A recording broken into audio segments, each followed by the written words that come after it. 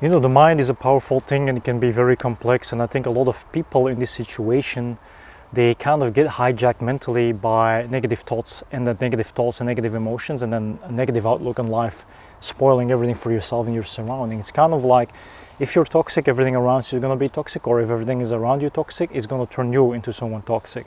So mental power shouldn't be underestimated if it comes from a day-to-day dealing with the world. You got to understand that whatever is created in your mind will have an effect on your body, will have an effect on your health, and an effect on the outside world, the people around you.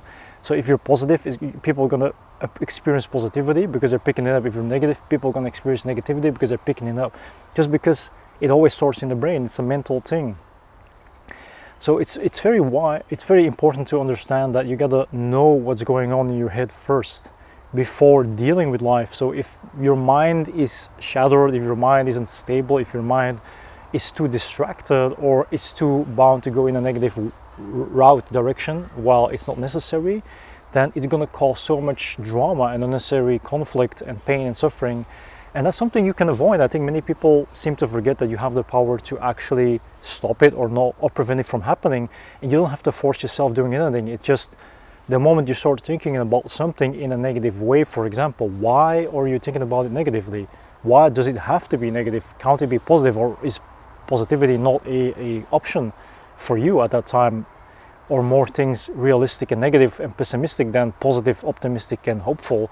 And I know like both extremes can be toxic by definition by itself in everyday life, but you gotta understand where it comes from. Why do you perceive certain things a certain way? Why do you want to deal with things a certain way? Why is that outlook so important mentally to you, and why do you want to convince other people of that?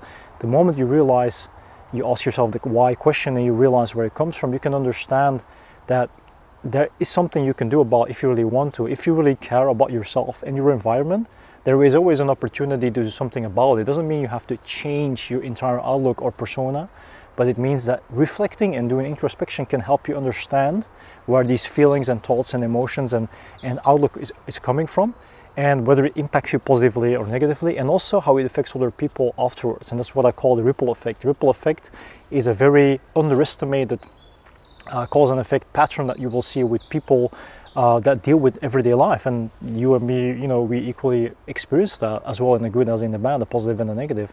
You shouldn't be ashamed of that. You shouldn't be bothered about that. It's just a part of progressing life. It's just a part of experiencing life. And the moment you realize that these things are a part of life and you have more control over it than you actually realize, it's the moment you're going to feel better about yourself in these situations, and you're going to progress and become a better person, a more developed person, you know, spiritually, mentally, physically, emotionally. Maturity only comes with ripening process, but that only can happen with experiences life as a human being. And yeah, most of these things are mental.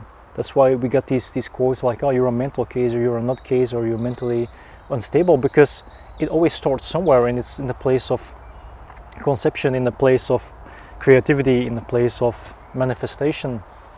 And it's in your brain, it's in your mind, it's in your head. That your head space is like the universe. It's like your heart is like the universe. Sorry, I got something in my eye.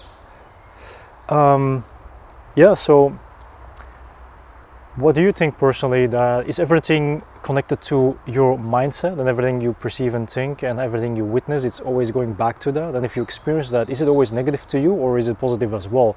And how do you know when it's going into in the right or wrong direction?